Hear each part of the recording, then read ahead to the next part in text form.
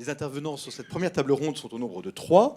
Maître Vanessa Brandon, qui est spécialisée dans le droit des victimes de la route et qui travaille avec Maître Jeanne Collard. Marc Bertrand, vous êtes chargé de mission sécurité routière de la Fédération française des motards en colère, une fédération, on le sait, tout à fait active, voire militante. Et David Zambon, directeur général de l'IDRIM, c'est l'Institut des routes, des rues et des infrastructures pour la mobilité.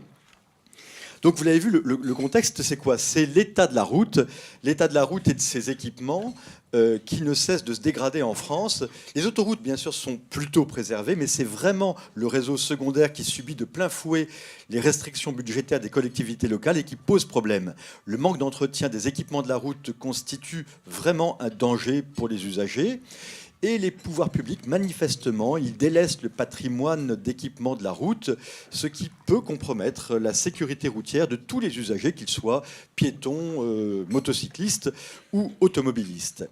Alors d'abord, je dirais une première question sur le constat. Quel constat faites-vous, peut-être David Zambon, sur le vieillissement des équipements de la route ? Bonjour et merci pour cette matinée. Qui remet ou qui met en tout cas la question des infrastructures, de ces équipements au cœur du débat. Et l'IDRIM en est un des porteurs pour l'ensemble de la communauté routière. Et ce que vous décrivez, à savoir la question du niveau d'investissement, du niveau de maintenance, c'est un constat qui a été fait depuis quelques années avec des rapports, avec un certain nombre d'éléments sur une thématique, celle de la conservation d'un patrimoine qui exige ou qui nécessite qu'on s'inscrive dans la durée et qu'on soit dans des logiques de programmation et de long terme. Alors effectivement, face à des questions d'arbitrage budgétaire, de ressources des pouvoirs publics, cette question de l'entretien on a subi les conséquences. Donc le travail sur lequel on s'engage collectivement, finalement tous les maîtres d'ouvrage, les gestionnaires d'infrastructures, mais aussi avec l'appui des entreprises, c'est d'essayer d'apporter des outils, des méthodes pour organiser un peu mieux cette programmation, cette planification sur le long terme. Je pense que l'enjeu patrimonial, il est là, il est celui de donner de la visibilité à tous les acteurs sur l'état du réseau, sur l'état de ces équipements et sur les meilleurs moyens en tenant compte des ressources, c'est-à-dire avec une logique aussi d'économie de moyens et d'adaptation aux besoins, d'essayer de bâtir ça. Donc effectivement, au travers de travaux que pilote l'IDRIM avec l'ensemble des acteurs, un outil comme l'Observatoire national de la route qui est en phase de construction, est là comme une aide à la décision, une aide à chacun pour bâtir ça. Je ferais peut-être une petite remarque quand même, c'est qu'on est dans une logique de conservation, d'entretien du patrimoine, au risque que, à défaut d'entretien, finalement, dans quelques années, on se retrouve dans une situation difficilement récupérable avec des montants d'investissement qui seraient bien supérieurs aux moyens qui auraient été mis chaque année dans un entretien courant, qu'il faut peut-être distinguer des questions d'entretien courant, de quotidien, où là, les questions de sécurité routière vont être peut-être plus présentes et où j'ai aussi été représentant d'une maîtrise d'ouvrage il y a quelques années, la question de l'intervention au quotidien sur des équipements, sur des événements, sur des nids de poules, je ne sais quoi, existe.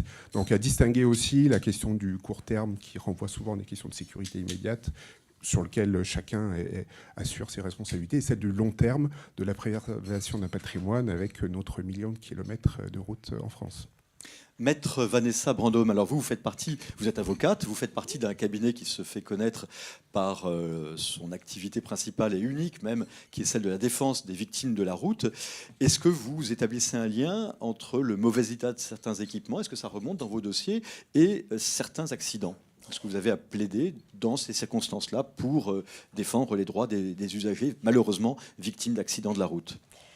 Oui, bonjour à tous d'abord et merci pour cette invitation. Oui, incontestablement, on a bien senti que depuis 2 ans, malheureusement, la courbe des accidents augmente inexorablement et que les pouvoirs publics finalement prennent peu de décisions pour inverser cette courbe-là. Ils semblent être plus acharnés sur éventuellement inverser d'autres courbes, même si la réussite n'est pas encore là. Incontestablement, effectivement, la qualité ou la mauvaise qualité des infrastructures a une incidence sur les accidents de la circulation. Ça, c'est c'est certain. Alors, dans le cadre des dossiers, c'est toujours quelque chose qui est difficile à appréhender parce que, effectivement, vous vous doutez bien que les collectivités qui sont chargées de l'entretien de ces routes vont essayer d'échapper à leurs responsabilités sur cet aspect-là. On considère dans les statistiques, même si ces statistiques sont souvent décriées, que quasiment la moitié des accidents de la route sont liés à la mauvaise qualité des infrastructures ou à tout le moins que cette mauvaise qualité intervient dans la survenue de l'accident, même si c'est pas... Vous dites la moitié, c'est oui, une révélation. Quasiment, voilà, les statistiques peuvent effectivement permettre de démontrer cette réalité-là.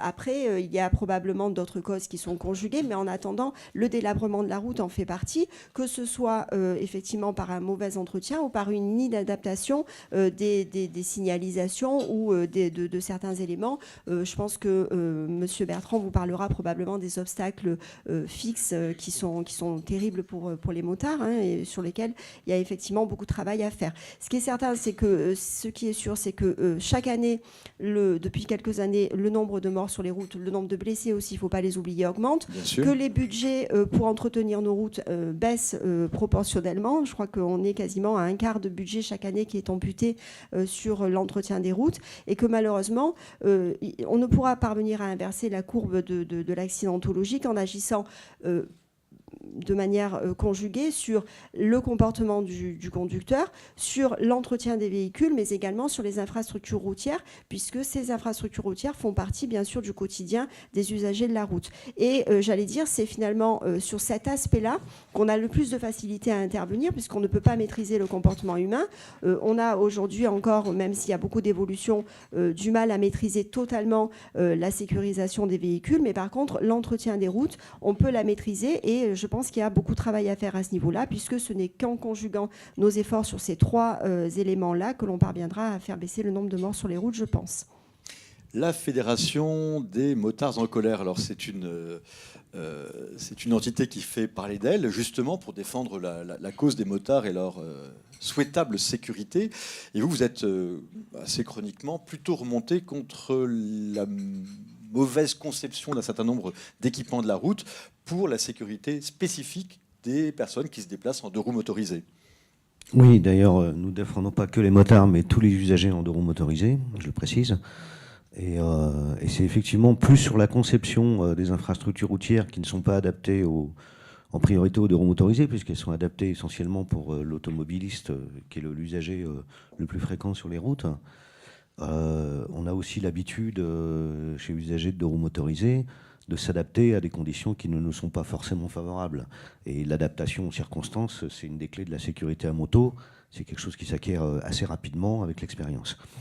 Qu'est-ce que vous pointez du doigt majoritairement? Ce sont les glissières de sécurité qui sont plutôt d'insécurité pour les motards. Voilà, le problème des glissières est connu, mais les glissières, on va dire que c'est l'élément, c'est un élément aggravant des circonstances d'accident qui sont déjà en cours. Tout à fait. C'est pas la glissière qui va provoquer un accident, c'est la glissière qui va faire que cet accident peut être très dramatique. Ce qui nous importe en premier, c'est d'analyser les éléments déstabilisants. Alors, c'est à la fois ceux qui déstabilisent physiquement un deux roues sur la chaussée, des nids de poules, un épandage de gravier pour faire une route dans un virage aveugle. Bon, des choses comme ça peut surprendre, ça peut déstabiliser. Et un manque de signalisation adéquat. Et il y a aussi ce qu'on analyse comme étant la lisibilité de la route. Une route, vous la découvrez au fur et à mesure de votre cheminement, même si vous la pratiquez régulièrement, parce que les véhicules masquants peuvent changer l'environnement visuel. Je pense par exemple à un autobus ou un autocar devant soi va vous masquer l'état de la route que vous allez avoir sous vos roues dans l'instant d'après, quoi.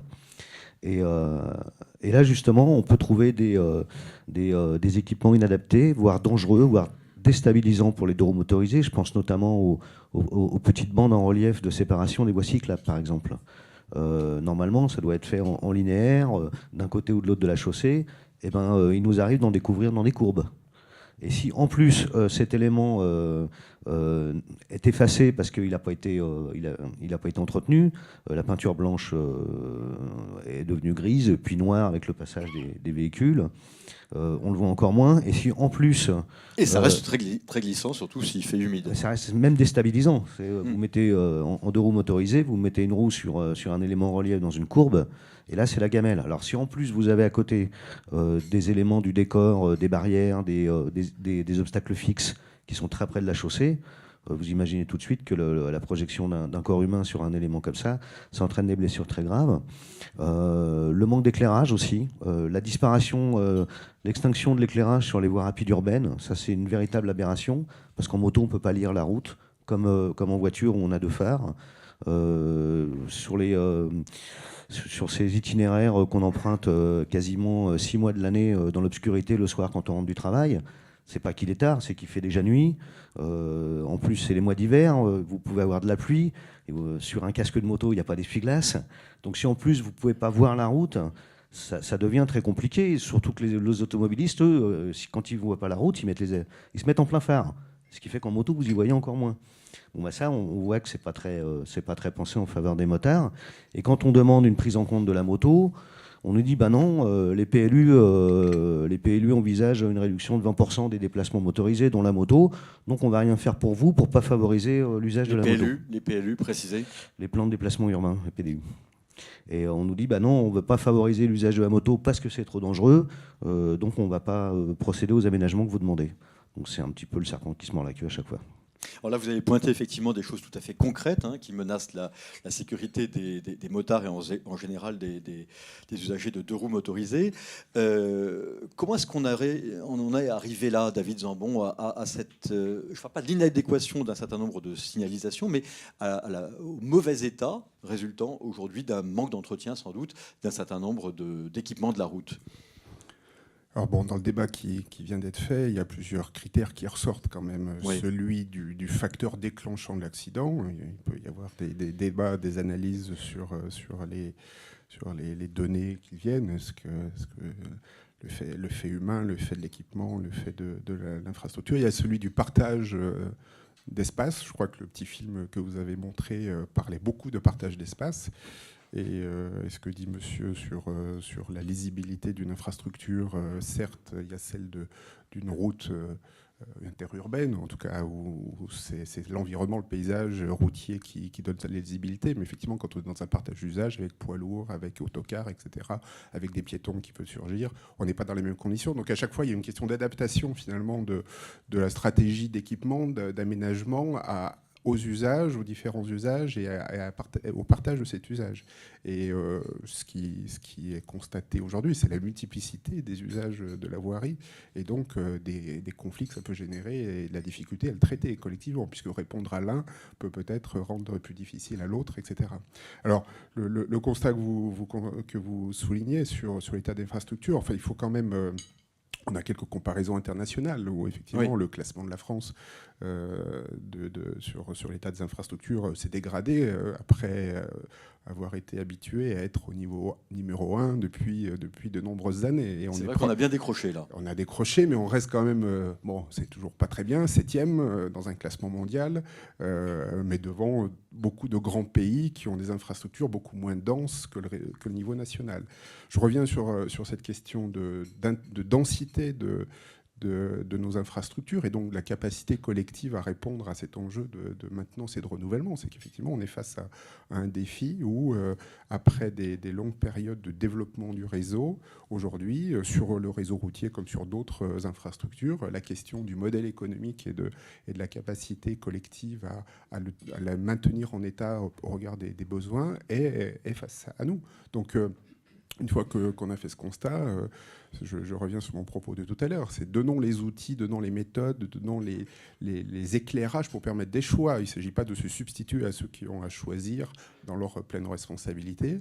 Derrière, il y a des questions de finances publiques, donc ça nous concerne tous aussi par rapport aux ressources publiques, et faisons en sorte que finalement ces choix soient le plus adaptés, le plus optimum, en intégrant les enjeux de patrimoine, en intégrant les questions de sécurité, et puis probablement avec un peu plus de de compréhension collective de ce qui se passe, puisque chacun finalement voit, je ne vais pas dire ce qui se passe devant chez lui, mais effectivement le nid de poule qui s'est développé devant sa porte, plutôt que finalement l'état global à l'échelle d'un département, d'une région ou d'une nation. Mais pour titiller un peu les politiques, disons que bien gérer, c'est quand même prévoir, anticiper. Il vaudrait mieux une politique lissée en matière d'entretien des infrastructures de la route, plutôt que de faire le constat à un moment donné qu'il y a carrément le nid de poule dans la chaussée ou les glissades de sécurité qui sont complètement en ruine, en très mauvais état. Il faudrait un entretien lissé en continu. C'est bien là la question. Qui a quand même un peu disparu ou qui s'est en tout cas étiolé ces dernières années. C'est bien là que la question, une fois qu'on en fait le constat, c'est quelles en sont les raisons. Il ne faut pas minimiser les autres sources de dépenses et les raisons pour lesquelles, quand il y a des choix qui sont faits, celui de l'infrastructure peut être remis à plus tard, parce que la constatation de son évolution n'est pas immédiate. Donc comment organiser ce lissage, comment organiser cette programmation, et donc c'est le travail plus technique, c'est le rôle de finalement tous les corps techniques de toutes les collectivités d'aider après les pouvoirs publics à faire des bons choix et à organiser ces choix, et puis aussi aux entreprises à développer des solutions peut-être plus économes qui répondent aux objectifs, mais à qui aussi on offre une visibilité pour développer des nouveaux outils industriels. Maître Brandon, je vous voyais acquiescer aux propos de David Zambon. Oui, sur le lissage. En fait, je pense que ce qui est important aussi, c'est effectivement d'éviter la multiplication des réglementations et la multiplication des intervenants responsables sur les routes. C'est-à-dire qu'aujourd'hui, on assiste effectivement à une dilution à ce niveau-là, au niveau des responsabilités. Et finalement, bon, je parle pour ce qui concerne mon domaine, quand on a un accident de la circulation, on a des fois du mal à déterminer qui est chargé de l'entretien de telle ou telle portion de route. Donc je pense qu'il est important, d'une part, bien évidemment, pour faire appliquer ces réglementations, mais également pour la compréhension des usagers de la route, qu'il y ait un lissage au niveau de la réglementation pour que, effectivement, on évite d'avoir un renvoi de balles des uns et des autres sur l'état de nos routes. Vous, à la Fédération des motards en colère, Marc Bertrand, vous constatez aussi que parfois, dans des accidents qui impliquent des deux roues, il y a un renvoi de balles et de responsabilités qui aboutit à pas grand-chose? On constate moins au niveau des accidents, parce que nous ne sommes pas des enquêteurs, hein, qu'au moment où nous constatons des infrastructures inadaptées ou mal entretenues. Parce que là, nous, on va tout de suite embêter les pouvoirs publics et les responsables éventuels. La difficulté, c'est de trouver les bons. On est capable d'aller embêter des élus, des conseils généraux, des préfectures. Oui. Ça, on le sait. Vous savez faire, oui. Mais on rentre à chaque fois dans les millefeuilles réglementaires. Et effectivement, les gens se renvoient la balle, disent non, ça c'est le conseil général, non, ça c'est national, ça c'est la commune. Voilà. Je voudrais préciser aussi une chose, c'est que comme les personnes à mobilité réduite et les cyclistes, les deux roues motorisées sont les usagers les plus sensibles à l'état de la route, et c'est ceux qui les usent le moins. C'est ceux qui les usent le moins, parce qu'un deux roues, c'est léger. Oui. Et si on a un problème aussi d'entretien des routes, c'est peut-être parce qu'on a un problème aussi de charge sur ces routes, et que le trafic peut-être a changé ces dernières années. On voit de plus en plus de camions, et pas forcément des gros poids lourds, mais on a une multiplicité de camions pour livrer des colis n'importe quand, à toutes les heures, dans tous les endroits. Ça se constate dans des régulations du stationnement, ça se constate dans la dégradation des chaussées très vite. Moi, sur les itinéraires quotidiens, je vois des chaussées qui se dégradent, et la charge du fret routier est très importante. Et je pense que la réflexion devrait aussi passer de ce côté-là, parce que refaire et entretenir des routes tout le temps, c'est une chose, mais voir ce qui les abîme, ce serait peut-être aussi une autre piste de recherche de solutions. David Zambon, vous partagez aussi ce point de vue que lorsqu'il y a des infrastructures qui sont mises partiellement ou de façon plus importante en cause lors d'un accident, c'est difficile de savoir à qui s'adresser. Il y a une sorte de millefeuille administratif ou de dilution des responsabilités, d'interlocuteurs qui se renvoient un peu la balle. Écoutez, les définitions des périmètres de domanialité des routes nationales, départementales, communales, alors certes, il y a des évolutions avec la création des métropoles. Il est pour moi assez clair. Effectivement, c'est une lecture peut-être de spécialistes. L'usager de la route, quand il passe d'une route à une autre, il ne se pose pas la question toujours de savoir quel en est le gestionnaire. Donc la question de la gestion de la continuité d'itinéraire, ou en tout cas des signaux de rupture quand on passe d'un type de réseau où il faut avoir mode de circulation, de comportement à un autre type de réseau, ça fait partie de ces questions de lisibilité. Quand on passe à des questions d'enquête, de situations individuelles, l'identification de qui est responsable de quoi, je pense, arrive assez vite dans la question de la définition des périmètres de gestion. Voilà, mais c'est un avis de connaisseurs du sujet, en tout cas.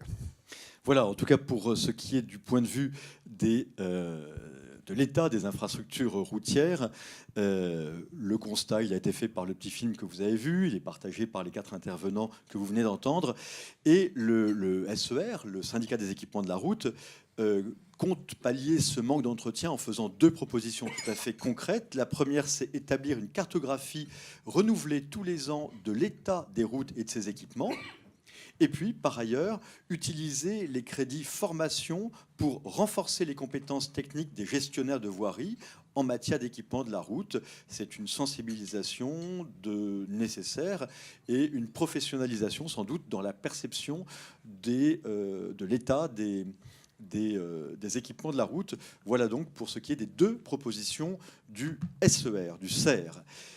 Est-ce que vous avez sur ce chapitre dans l'assistance des questions à poser à nos 4 intervenants? Voilà. Au fur et à mesure des tables rondes thématiques, il y aura un moment, bien sûr, pour vous donner la parole et pour un jeu de questions-réponses. Donc n'hésitez pas à prendre la parole et à soumettre vos interrogations aux 4 intervenants de cette première table ronde. On a le droit d'une table ronde à l'autre aussi. Vous avez le droit, c'est possible. Bonjour à tous, je vais prendre ma casquette Colas là pour parler un peu de la route. Moi, il y a plusieurs choses qui ont été dites et qui sont très intéressantes. Il y en a 2 que je voulais un petit peu commenter. La première, c'était sur la gouvernance, ce qu'annonçait un peu Marc Bertrand en disant on ne sait pas trop à qui s'adresser, etc. Et je crois qu'il est nécessaire, même si effectivement le découpage, comme le disait David Zambon, administratif est bien réglé, je pense que la mobilité, et non plus uniquement l'infrastructure, mais la mobilité passe au-delà des zones administratives et il faut qu'on ait une approche de la mobilité et donc de l'ensemble du parcours. Et là, effectivement, on tombe sur un problème de gouvernance. Sur l'usure par rapport à l'état des routes, c'est vrai qu'une moto use beaucoup moins. On est à plus d'1 million d'écart de coefficient entre un poids lourd et une moto. Ceci dit, on sait faire des routes qui tiennent les poids lourds. Je crois qu'on retombe dans une question de moyens. Aujourd'hui, on fait des routes qui supportent le char Leclerc tous les jours parce qu'on fait des essais avec les chars Leclerc et on a des routes en enrobé qui sont sous ces chars. Donc, on est capable de faire des routes et en termes de coût, c'est vraiment pas beaucoup plus élevé. Malheureusement, on ne se donne pas aujourd'hui les moyens de le faire. Et puis le dernier point, c'était sur le classement. Alors c'est vrai qu'on est passé de 1er à 7e. Il ne faut pas oublier que le classement, il a 2 ans de décalage. Donc à quel niveau serons-nous quand celui de cette année va sortir? Et la dégradation ces 2 dernières années est forte. Et puis troisième chose, c'est que sur ce classement est pris en compte le volume de route, c'est-à-dire le nombre de kilomètres de voies ouvertes, la densité du réseau. Cette densité, elle est très forte en France. Et donc, obligatoirement, ça nous pose sur ce critère-là, un peu sur le haut du tableau. La dégradation, même si on avait des routes qui étaient totalement dégradées, on ne serait pas dernier parce qu'on a un réseau qui est beaucoup plus dense que d'autres pays. Donc, il faut aussi le relativiser avec cette densité de réseau. En tout cas, je crois qu'il y a quelque chose qui ressort bien de la plupart de vos avis et à vous tous qui êtes intervenus, c'est que l'entretien régulier permet quand même de se maintenir qualitativement à un bon niveau et d'éviter des dépenses remises à plus tard, mais qui du coup seraient beaucoup plus importantes. Je pense qu'en termes de gouvernance et de tactique pour approcher le sujet, c'est le constat assez unanime qu'on peut faire. Il y a d'autres questions ou d'autres observations simplement, ou d'autres points de vue qui veulent être énoncés? Bernard Héritier, Revue Générale des Routes. Oui, moi, il y a deux choses qui m'ont interpellé dans ce qui a été dit tout à l'heure. C'est effectivement cette continuité de la perception entre infrastructures, parce que ça, on le ressent tous. Moi, dans un passé assez récent, j'avais eu animé des sessions sur l'entretien routier dans le cadre de formation de Pont Formation, et donc à interviewer des responsables d'infrastructures des différents départements. Et entre ceux qui travaillaient sur le fret ou les charges ou le trafic, qui dimensionnaient leur réseau par rapport au trafic, ceux qui travaillaient sur la sécurité, vous aviez une cartographie de la France, c'était 100 départements, c'était 100 politiques. Donc je crois que là-dessus, l'idée de revenir à des formations communes thématiques pour rétablir certaines vérités. Bon, sur le plan de la charge, comme vient de le dire Pierre, on sait dimensionner les routes, on sait le faire, et c'est pas un vrai problème. Par contre, qu'est-ce que c'est qu'une usure? Comment on la mesure? Et c'est là-dessus où je crois qu'il y a des connaissances partagées qui doivent être mieux partagées. Donc il y a un vrai travail de formation au niveau de l'infra. Et aujourd'hui, je vais dire ce qu'on voyait il y a 10 ans dans les départements. Je ne pense pas que ça se soit amélioré. Je pense au contraire, quand je vois un département, je me dis, mais où est le responsable de l'infrastructure? Et c'est ce que je dis pour les départements, c'est aussi vrai ailleurs. Donc je crois que là, on est face à une prise de conscience, à de l'information, de la formation. Alors ça passe par la formation, par la presse, par différents sujets, mais je crois qu'il faut s'y attaquer par les syndicats, bien entendu. Voilà, bon, je vous repasse le micro. Un commentaire, David Zambon, sur ce point de vue?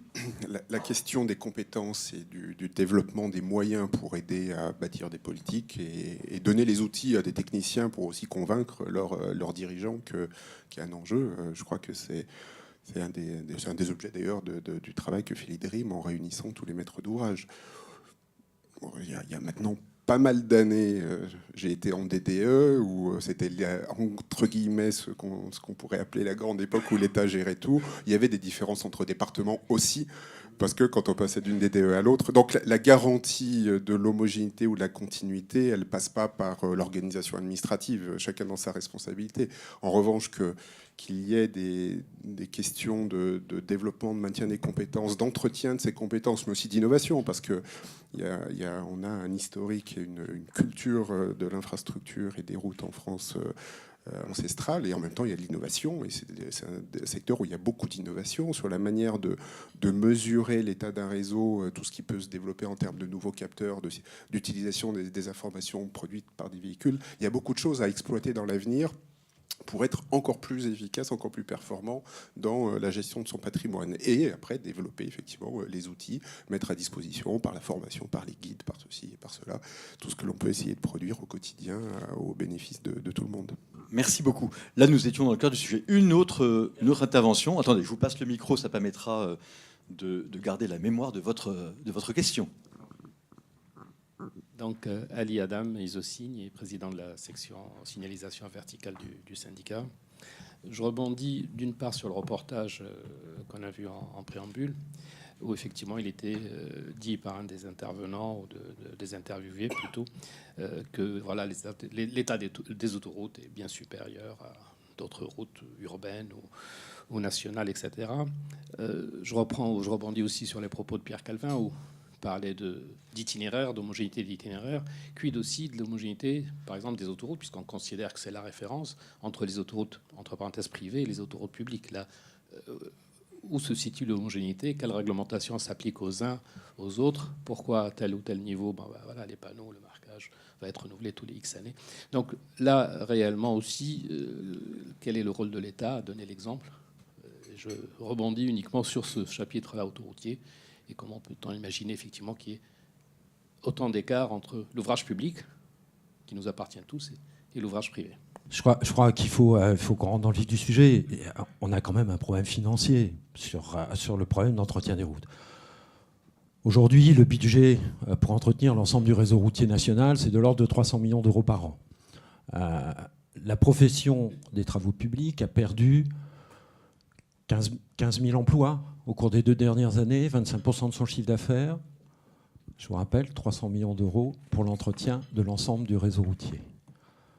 On est incapable de pallier à ça alors qu'on sait que ça se dégrade. Par contre, on peut mettre 500 millions d'euros pour acheter quelques trains pour anticiper une demande de demain.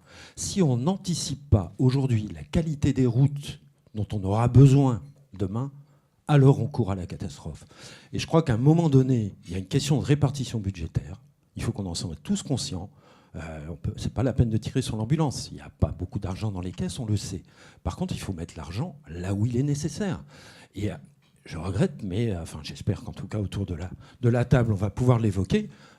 Le besoin d'entretien et d'équipement des routes, parce que ce que je donnais au niveau de la profession est équivalent. Peut-être que Jean-Bernard pourra donner quelques chiffres là-dessus, mais y a un problème qui est grave, un problème d'emploi, un problème de qualité et un problème de sécurité. Et tout ça lié au financement. Nous avons réalisé une enquête auprès d'un public assez large par une agence Opinionway, effectivement, qui a confirmé ce que Pierre dit, où les gens sont parfaitement conscients, effectivement, qu'aujourd'hui l'entretien des infrastructures se dégrade et qu'on risque de se retrouver effectivement avec une dette dans le proche avenir qui va être absolument très difficile à régler. Voilà, le constat est dressé, effectivement, un retard dans la qualité d'entretien et dans les budgets, sans doute, ça passe par les budgets et leur bonne utilisation.